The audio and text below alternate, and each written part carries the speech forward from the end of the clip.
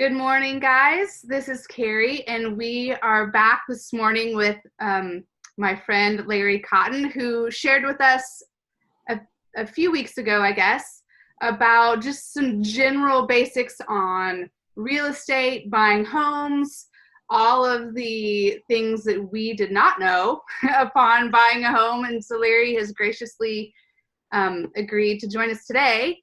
And we're going to do a two-part deal. This first section is really going to be about the process of some questions we can ask when looking for a realtor. Then we're going to move into a second part. I'm going to split this video in half. So the part 2 of this I'll put out in a few weeks. And it will be about the process of buying a house, kind of what kind of schedule we can look at. And he'll walk us through step by step on what that would be. So anyway, thanks, Larry, for joining us this morning. I'm glad to be here. It's exciting. Love to help. Well, before we got on, Larry had mentioned that he had this PDF that goes through some questions that we can ask when we're looking for a realtor. So maybe why don't we start there with Larry? You said there was a few that maybe stuck out to you, and then we will put a link to this PDF in the comments. I think you said there's 26 questions, right? Yeah. Okay, so we'll make sure and link that down in the comments so that people can have access to that. So let's take a step back and just let me remind everybody, one of the things that you want to do as you're beginning the house buying or house selling process is to find someone that you really trust, that you have confidence will be a good advisor and be able to really come alongside and help. And the idea of being an agent is that I, as an agent, have your best interest in mind, and I'm going to help you navigate whatever process it is, but this being the process of buying and selling. And so you want to be able to identify that trusted advisor. And one of the things that my desire and goal is to be a help. When Carrie and I began talking about this idea, I just said, if anyone in any part of the country is looking for a realtor, I would love to help them in that process, because through professional networks and personal relationships and whatever, we are likely able to find a person that you can trust and rely on, and that'll do a good job for you. The other thing that helps immensely is that they're coming from a similar set of values or the worldview. And that is something that both my wife and I, as we did ministry for 35 years, have that mentality as we go into buying and selling and helping others do the same. One of the things that pops up often, and I think you probably have thought about it because many of you have been in ministry, but is it even biblical to own a home? You know, we're told in the scriptures that this is not our home, that we are citizens of heaven. How do you even reconcile that? And we also know that God is going to recreate this home. And we've been talking a lot in our family about heaven because of my current illness. And this is not our home. We can buy a home here, but it's really not anything permanent. And to work through that in your own heart and to have someone that is helping you purchase a home here so that you can exercise good stewardship, because that's another biblical principle, but to find something that you're not holding on to and not clinging to, because your home doesn't define you, even though we tend to put a lot of maybe our worth or our confidence in what kind of house we're living in. Those things don't matter at the end of the day.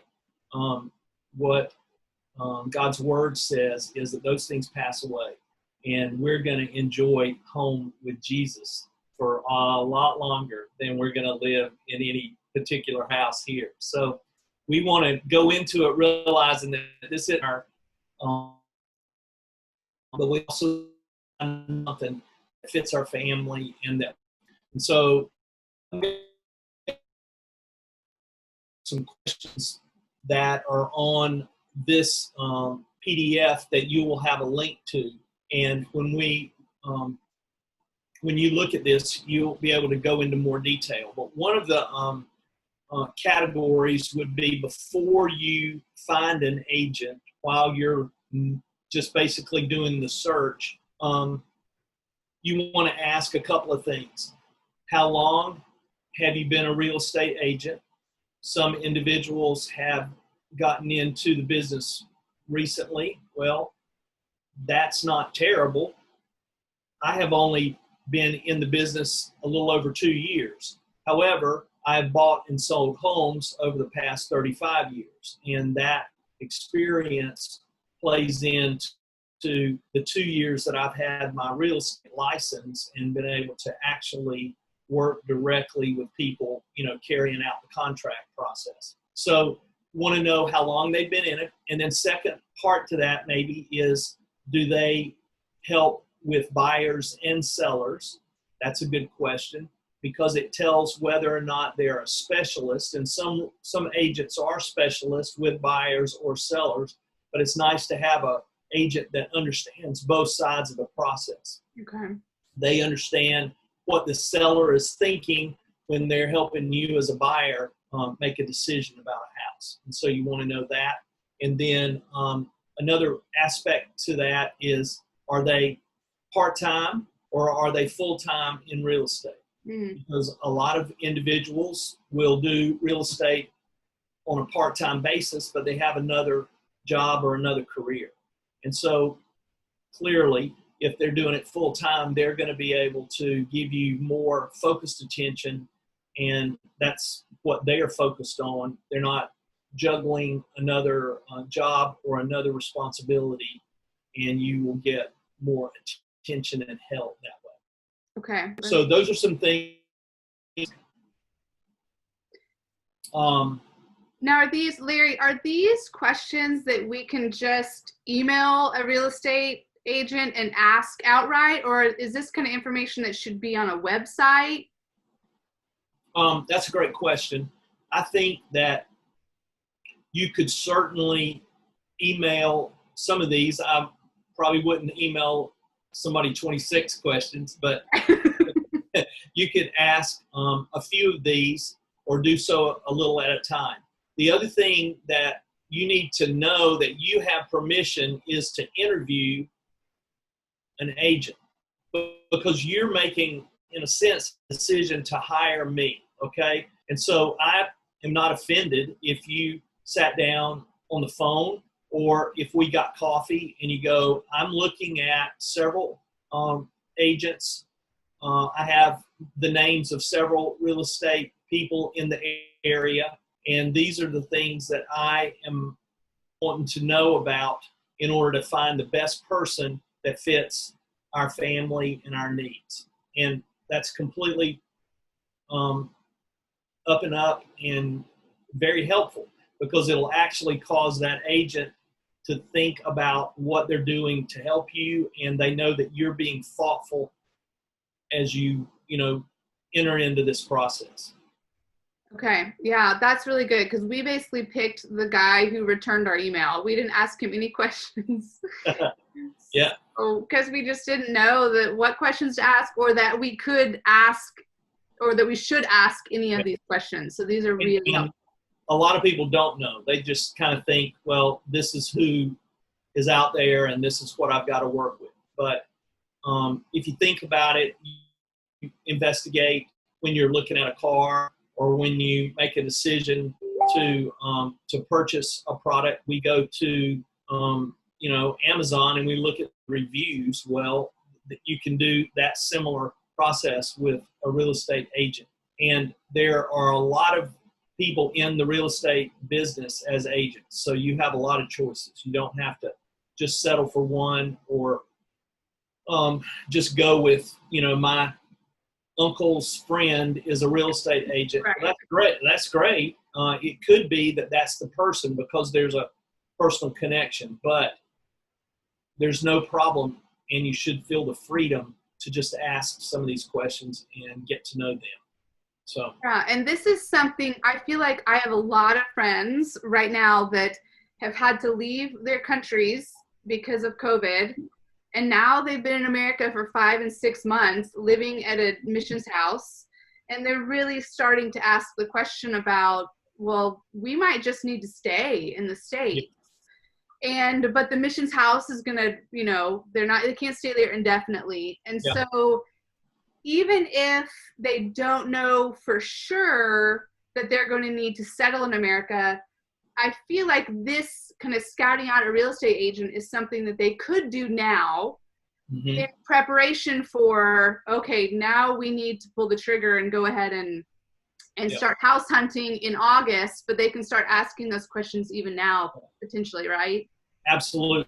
Okay. And I would recommend that is actually a good thing to be thinking 2 to 3 months in advance. There's nothing wrong with that, because you can do some real estate searches with different tools, and you can begin to process the pros and cons of purchasing. We had a conversation this week with some of my team and our partners, and that is exactly what's happening, Carrie. COVID is driving decisions right now, certainly in lots of businesses and lots of issues around school and whatnot, but it is driving a lot of the real estate market right now, because people are going, well, I'm going to keep my house and we're going to buy a second home because interest rates are so low, or we are going to downsize because we're not sure we're going to keep our jobs and we don't know what COVID's going to do in the future. So we're going to take advantage of being able to sell a house right now. And even though we have to buy something else, we can buy something that we can live in for a longer time because it's more affordable.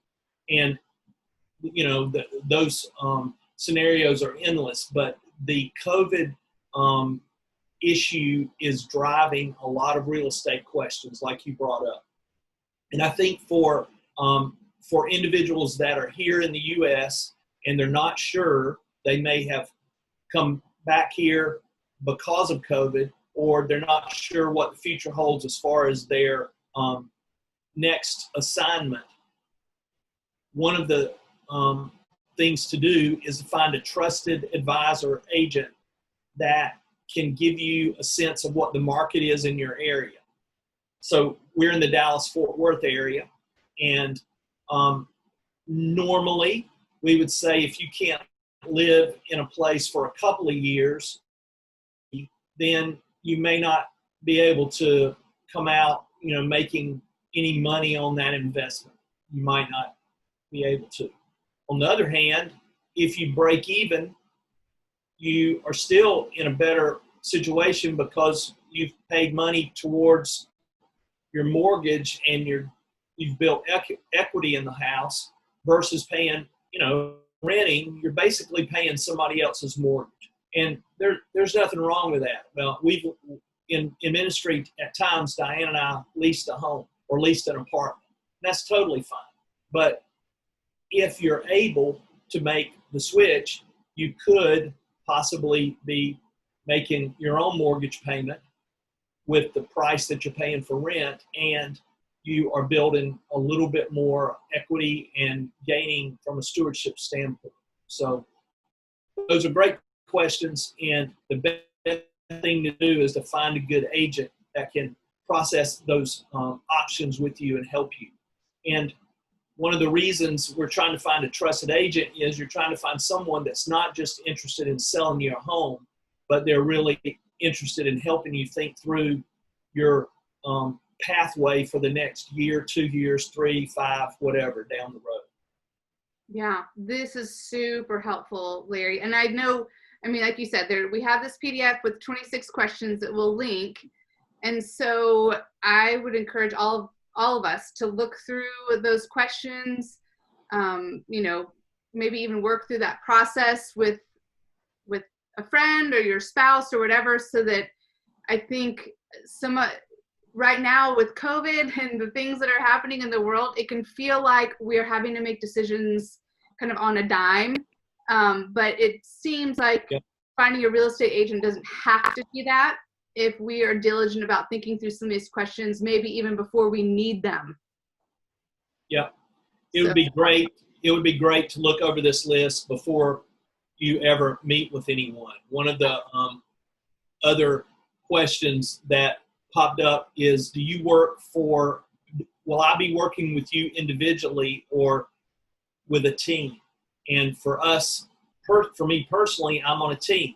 So if I'm helping you, I also have the backing and you have the insight of a team of realtors that we're processing and talking each week and sharpening each other. But also if I have a question that I'm not sure about, I've got a way to go to a group of professionals that maybe have, combined tens and dozens of years of experience. So that would be one thing. Once you find an agent, you can ask them, what will their availability be? And this is a good question even before you pick an agent. Are they going to be available to show you homes and what time of day? And are they going to be able to work with your schedule versus you trying to fit into their schedule? And this PDF has some other specific questions about, what is a CMA? What is closing costs? And just familiarizing yourself with some of the lingo of the real estate world, because some of it's confusing. And the thing that everyone should remember is you may purchase a home 5-6 times in your whole life. I'm doing 3 to 4 conversations or helping 3 or 4 clients every month. And so I'm going through this over and over and over, and I'm very familiar with the lingo and very familiar with the process. And there's always a new twist on every real estate transaction. There's something unique. And we're just living in this as agents. That's what we do. And so for you to be able to lean on somebody that's just familiar and experienced, and not to be shy about not remembering, what is closing costs? What's escrow? What's this, that? No problem. Ask those questions, because I don't expect those I'm working with to know all that stuff. I'm doing it every day. They're not. So that's important. yeah, absolutely. Yeah, we were strong friends with Google and YouTube during this process because we had no idea we had no clue what words he was sharing with us and saying to us. So that's good. Yeah, that's really good. Larry, go ahead. I was just going to say, we'll put this link out on there. Yeah. And I think this would be a good thought trigger and reminder of things that you would want to know in order to feel confident about who you're going to be working with. Perfect. Larry, thanks so much for walking us through some of those questions, and then there's more questions in that PDF. So I appreciate it. Thanks so much. Okay. So good. Great. So then what we'll do is, yeah, that was perfect. That was just the right amount of time, I think. So we'll then go into the process of buying the home. And you're going to share your screen, you said, right? Yes, on this one, this would be a good visual. Okay. All right. So I'll go ahead and just introduce you a little bit again, and then we'll just jump into it. Sound good? Okay, great. Okay. Good morning, guys. This is Carrie, and I am back with Larry Cotton, and he is our housing guru. So he is the guy that I feel like has years and years and years of vocational ministry experience, and now he's ministering through real estate in the Dallas-Fort Worth area. And we've known their family for a long time and just really adore their family and appreciate their wisdom, and just really am thankful that you're going to talk us through today this process of buying a home. So a little bit kind of like a chronology, I guess, of what we can expect the process to look like. Yep. Thank you, Carrie, for sure. I think that as I have worked with clients, a lot of clients just really expect. For sure, if you're first-time home buyer, you wouldn't necessarily know what to expect in purchasing a home. And then there are a number of people, as we've mentioned, that they don't buy a home that often. They're maybe going to buy 5 homes in their whole lifetime at the most. And why would you want to know and just memorize every step in the process if you're not doing it regularly? But for a real estate agent and one you can trust, they're going to be doing this on a weekly basis and very, very familiar with this process. And so I thought it would help to have a diagram and to kind of walk through this process with everyone. And then this diagram will be on a PDF link that we'll post, and that way they can pull this down and print it and just have it as a resource. So I'm going to share my screen and kind of walk us through the process. Showing up, Carrie? It says, oh, there we go. Yep. Okay, good. So you'll see this kind of clock, if you will, and we'll go clockwise around the circle to kind of identify different segments or different situations or different time frames. And I'm going to make a few comments, and then Carrie, you feel free to interrupt and ask questions that pop into your mind. Sounds good. So one of the things out to the side here says the buyer's advantage. And this is always important to know, and I don't know how it works in other countries, but here in the U.S., by and large, in all the states, the home buyer is working with an agent. The agent, me, is paid by the cost that the seller is building in to their home price. And so if I'm working with you, Carrie, you don't have to pay me to help you find a home. When we close the home, it's my payment, my compensation is built into the closing cost, and that is not something that you have to factor in or in any way worry about. But that's just important to know. All things in real estate are negotiable. So you don't have to feel like, oh, this is the way it works. The truth is your agent should be able to negotiate and work out any number of items, and we're going to go through those right now. You're going to first meet your real estate professional, and we went over questions that you could ask them. And I have a PDF that has 26 questions. There's probably 100 questions, but some things that you should be familiar with and feel the freedom to ask your agent, because you're trying to find here a person that is a trusted advisor.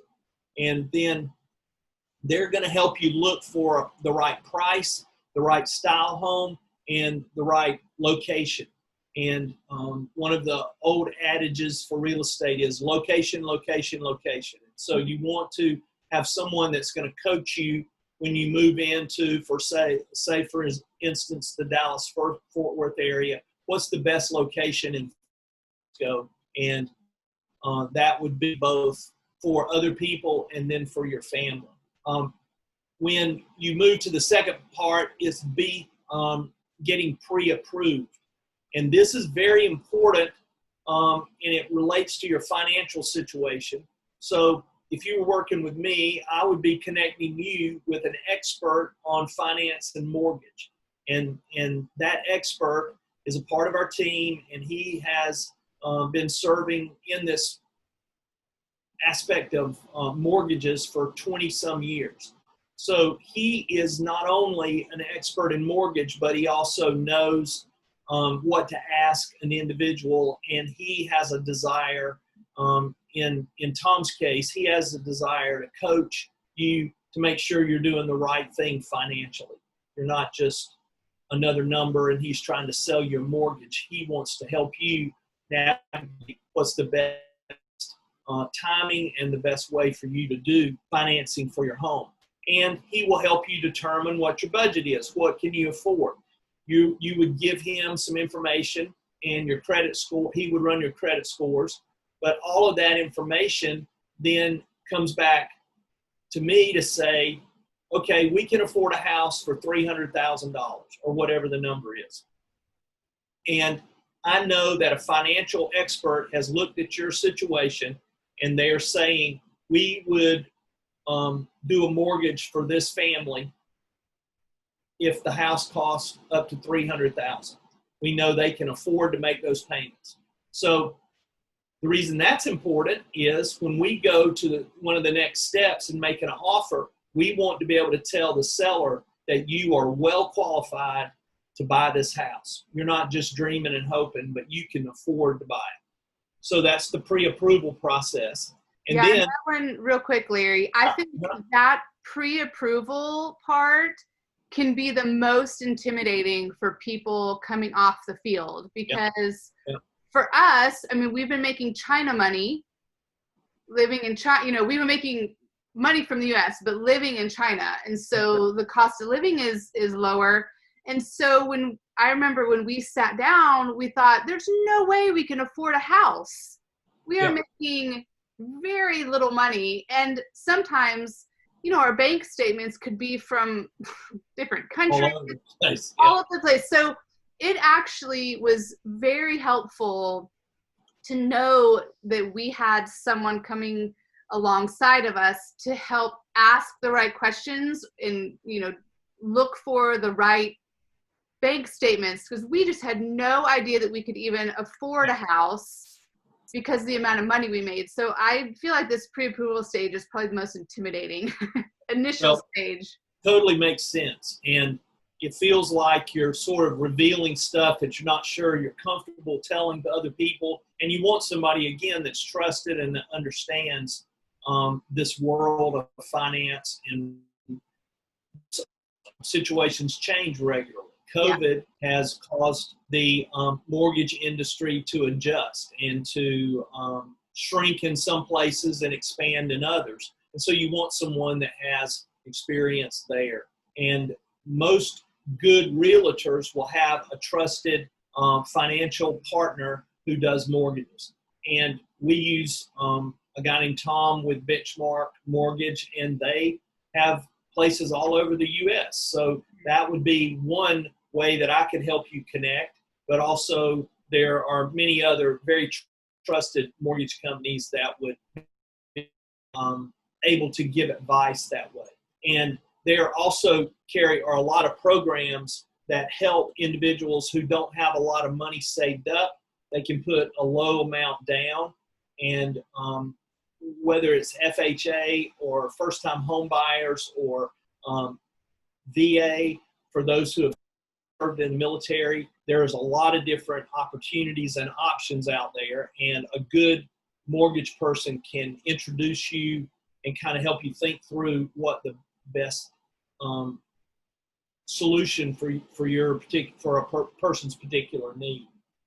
Then once you get the pre-approval, then you're going to start searching, and that's when I start helping you identify, okay, where do you want to live, what part of the town, how much can you afford. We just got that information from the mortgage person, and so we set up searches. And certainly you can use Zillow and Realtor.com and other search engines and apps out there, but we have several that are available, and I'm going to have one on the link that's called Home Scout, and it pulls directly from the local MLS, which helps you avoid getting your hopes set or pursuing a house that already is sold or it's pending, or maybe it's for lease versus for sale. And sometimes the off-the-shelf apps get those things confused. But your realtor will actually set you up on a search and help you begin to look at a number of homes. Now, you're going to be asking questions about your neighborhood, the school system. Those kind of things are things you want to know.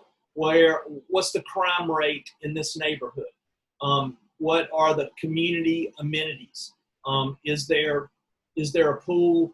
Is there access to shopping and grocery stores, those kind of things? And to identify those, they actually play into the ability to be able to resell at a later date if you find a good location. So searching is fun, but there's also some things that you could benefit from a good coach.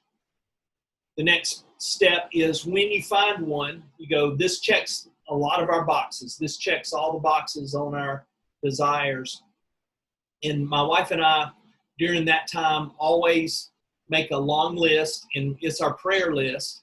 And we just ask God to bring something out or bring us in contact with a place that He wants us to live and what fits our needs. And we have seen Him do some amazing things as we just committed that finding the home into His hands. The realtor will help you make an offer. And that offer, one of the strong parts of a good offer is my client can afford this. We have a pre-approved letter from the lender that says they can get a mortgage for up to this amount of money. And let's just say it's $300,000. And then they also will put the offer together that says we can close on this house in 30 days or 60 days or whatever the length of time. We will also be able to provide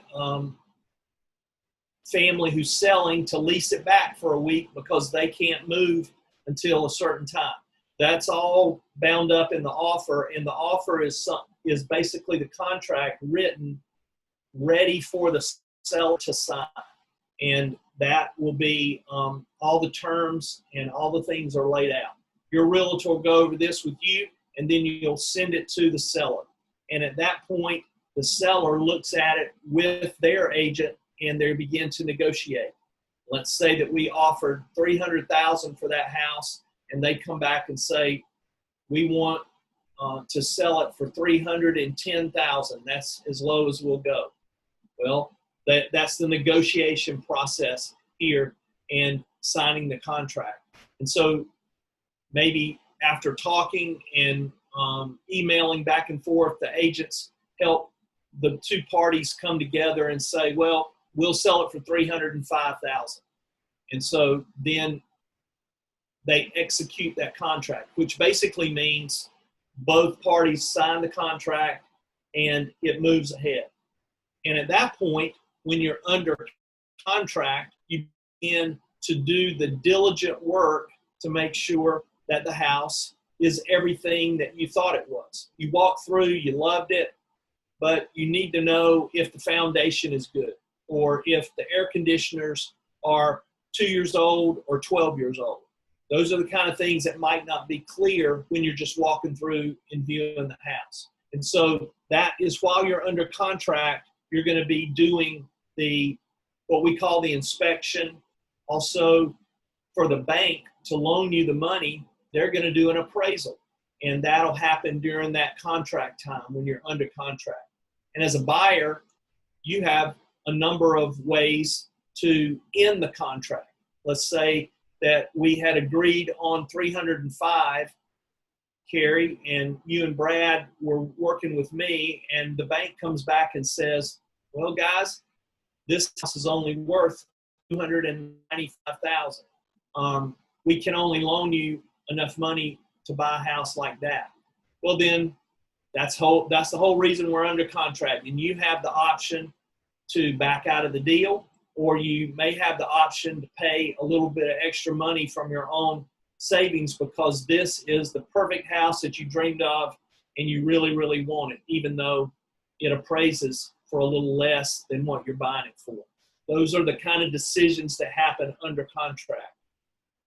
Then the final details would be when they, in this example, when they're doing the inspection and when they're doing the appraisal, and you're looking at all the final details before you come to what the real estate terminology is closing. And closing is when everybody signs the papers when the mortgage company, the money, whoever has it, is transferring that money to the seller. And the seller gets his money and gets paid, and you get the keys to your house. And that's what happens when the contract is closed and finalized. So, in a nutshell, that's the process from the beginning of finding an agent all the way around to closing. And I'm wondering, Carrie, if any other questions popped into your mind. Well, this is super, super helpful. And I like the way that it's laid out. It's real clear, kind of the different steps. Could you give us a general sense? So when our family was buying our first house last summer, we had 4 days to find a house and start the process. And I wasn't even there. My Brad was here. He had 4 days. I think he said he looked at 20 houses in one day, because we knew that we don't have the time. The next time we're in Arizona, all of our kids will be here, and that didn't sound like fun. So that is not an ideal way to go about it, is to have, 4 days to buy a house. And, right. But that was the reality for us. We bought it. I was just looking at houses on FaceTime. And so can you give us just a general sense, like in an ideal world, how long should we have to maybe go through the process, knowing that, there's hiccups sometimes with the inspection. Yeah. There's hiccups with such things. So could you give us here's the ideal amount of time, and then maybe also, okay, if you don't have that much time, where are some ways that you can maybe help speed up the process by gathering resources or emailing preemptively or something? No, that's a great question. And last summer, I helped not a missionary, but a guy who was retiring from the Navy, and they were moving from Thailand. And he was here in the U.S., but his family and his wife hadn't moved yet. And so we went around and looked at probably a dozen homes and walked through them together. Now, what we did, and I've done this before, and people are doing it during COVID, they are doing a video or FaceTime while they're walking through the house. And that is always a good thing to do. And if one of the husband or the wife is traveling and is on site, and the other spouse is back in another location, and that could easily happen like it happened to y'all, then FaceTime is really helpful, because as you're walking around, if you had been on FaceTime, you could say, "Stop, Brad, show me that the kitchen again," and go back through it. And then obviously you're not limited just to a few pictures that are posted online. And so that would be one helpful thing when you're walking through and looking at possible homes. It's also very important to try to narrow while you are looking online, both by looking at the map and the location and the schools, and then maybe something as important to you, but some others might say silly, but if you wanted white cabinets versus brown cabinets, I don't know, if I'm just using that as an example, then it would be easier to pick the 4 houses that have the white cabinets, and then maybe add 2 at the end of the day that have brown, because you really can get kind of overwhelmed and your brain turns to mush, and you go, I really remember liking that house, but I don't remember which one it was. And that's the confusion that happens when you're in a real condensed time frame and have to find something. Yeah. So those would be, narrow your search as you can with photos, and online go and see 3, 5, maybe 10 houses over a couple of days period. And you can prepare for that ahead of time by going online and looking. And then the other preparation is you can have a conversation with a mortgage person ahead of time all that can be done in advance. Once you know that you're moving to the Dallas area or to the Phoenix area and you've got a trusted real estate person, they can help you find a local lender. And I will just insert here, oftentimes a local lender is better than a big bank, because the bank is going to treat you much more as a number and as an impersonal item versus an individual who knows you and who cares about what you're doing and how you have come to the place you are in your journey. And that is always, always easier to work with a local lender. And most of the realtors will know somebody like that. Yeah, that's helpful, because I think the lending part was tricky for us because we're having to gather bank statements, and someone even asked for my husband's PhD degree or something to make sure that what he was doing now was related to what his degree did. Well, we don't even know. I don't even know if we've ever pulled his degree out of the tube. So we had to just go rummage through boxes, and so that took longer, I think, for us than it probably would someone who's already been established in the States, because some of our banking is in Chinese and some of it, we lived in Taiwan for several months, and then, so it's complicated. So that's good to know that you can really start that process, the gathering, really quickly. And that reminds me, and we can put this resource on later. I don't have it pulled together, but maybe the most, the top 10 documents that you need for the mortgage process. Yeah. And I'm sure that if someone Googles that, they can find, you need to pull your W-2 statements, your bank accounts, other assets, possibly your education degrees, those kind of things, because the mortgage person the mortgage company is trying to establish validity on who you are and what kind of situation you're in financially. So that's a good reminder.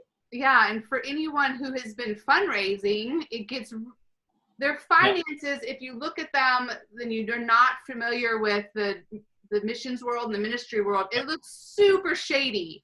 Oh yeah, very. Your money's coming from all over the place. They're like, what is going on with this? What have you actually been doing for the last 15 years?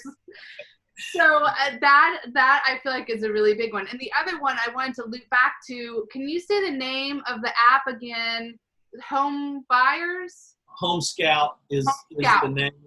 Okay. And I will have a link to that in the PDF. Okay. And that's just one that we recommend and use. There's probably some others out there, but if somebody wanted to get that. Yeah, and those are helpful as well, because that can also, like you were talking about, if someone were to come to you and you were working with them, you have a specific number, and so as they're looking at houses, I guess, can they favorite them so that then you as the agent have a sense of, okay, this is what they're looking at, this is what they like and don't like, and so it can really narrow the search of when you're actually needing to go and look. Yes, exactly. Right? And if they were not in the Dallas-Fort Worth area, then that would be information we would send to their agent, or their agent would have a similar app so that the agent can see the type of homes that are kind of a pattern of what you're looking at. And obviously I'm going to ask, do you need a 3-bedroom or a 4 or a 5? What size house? How many square feet? What do you want a swimming pool or not? Down the line, all those kind of things will help us narrow the search and make our time efficient. And there's really not, back to your comment earlier, there's really not a standard. There are a lot of people that do come and look for a house in a very condensed period of time. There's nothing wrong with that, but it can kind of create mush in your mind when you're trying to do something with one visit. And so individuals that have moved from here from out of town if I can start talking with them a month in advance, we can begin to even have some video calls and talk about whether they've even visited or not, and discuss different homes and their desires. And then when they come to visit, I can make the time very, very efficient. If they're here for 2 or 3 days, we can make the time count and be the most valuable when they're here, because I can set up those appointments and schedule those showings the first couple of days, and then I'll leave us a day to circle back and narrow down to the top 2, or maybe even pick the home that they want to try to make an offer on. Yeah, that's really helpful. And so on average, would you say beginning to end? I mean, I know it's maybe tricky to say, but on average, or how many months can we kind of expect the process to start, or from start to finish? If you are able and ready, we have started the process as much as 2 to 3 weeks from start to finish, and be done.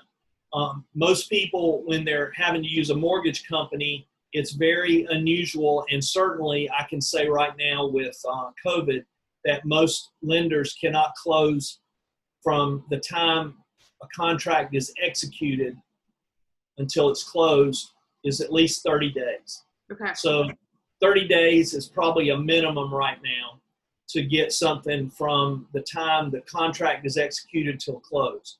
And there's a lot of work in there to make it happen in 30 days. Ideally, I would love to talk to somebody 60 to 90 days out, because that gives us a chance to sort and to search and to find a place. And then we can set up the closing for 30 days or for 45, sometimes as long as 60 days out. And that gives you a lot of time to get moved and to get here and to get all the details settled.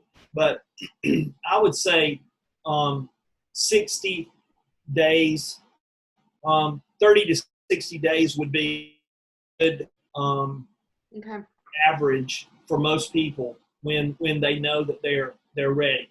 The other thing that I would throw out there is, if you're moving in and you use the scenario, I think, Carrie, if someone's transitioning back and maybe they're in missionary housing or temporary housing for 3 to 6 months, well, it's not out of the question to go ahead and start the search process. I have probably 5 different clients right now that are anywhere from 3 to 12 months out from buying. And by doing that process and even talking to a lender, some of those individuals are able to speed up the process, and they go, well, I thought we would need to save money and do this, this, and this, and it would be 12 months. And we're finding, no, we can actually do that now in 2 months, because the lender helped you see you've got enough down payment, the interest rates are great, and if a house pops up, you're able to go for it. So it's not out of the question. I'm happy to work as an agent with somebody that's even as much as a year out, to give them time to process and to think through that situation. That's super helpful, and a much wiser way of doing it than how we did. So, well, the Lord has a way of intervening on those quick ones and still guiding us to the right place. It's true. It is true. We found this house that we're in while my husband was on the way to the airport. Wow. They said, let's just look at this one, and it wasn't even officially out yet. Anyway, it was great. So the Lord definitely took care of us, but it was hard work along the way. Yeah. So. Oh yeah. I really do appreciate you kind of untangling this process, because it can be very intimidating for most of us. We just moved into apartments. We looked on Monday, in China, we looked for an apartment on Monday and we moved in on Wednesday, and there wasn't a lot of bells and whistles. They just wanted our money, and that was it. So the housing process is is very intimidating, I think, for most of us. So I appreciate you making it a little bit easier to understand, set some good expectations. So anyway, we appreciate you and thankful for the way that you're helping us figure these things out.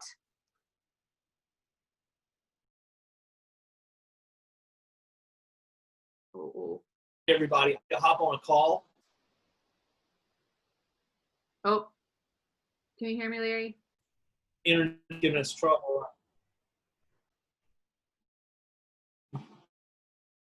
Let's see.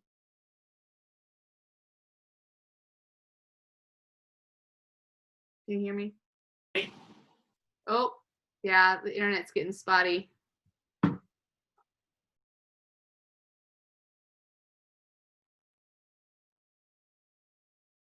Now, Oh, can you hear me? I can hear you. Oh, there we go. I can hear you now. Okay, good. Go ahead. You can just wrap up, and I'll just edit that other part out. I just want to say that I'm available to jump on a call with anyone or message on Facebook. Serve through any. It's my ministry help in that way. Oh, yo, hold on. Can you hear me? Did it cut out again? Yeah, it cut out again. You can make sure that none of mine. Hey, Cassie, are you on the internet? Well, it's just getting really bumpy, and we just have one little last part to record. Okay, Larry, try that again. Okay. Just say that last little part. Just say that last little part, and we'll just edit it all. Okay. So I just want to tell everyone that it would be my honor. I really feel like it's part of my ministry to be able to hop on a call or do a Zoom call or just message on Facebook, whatever would help answer specific and particular questions that you guys are facing as you make this transition. And so please don't hesitate to reach out and let me know how I can help you. Will do. Thanks so much, Larry. Appreciate it. Okay.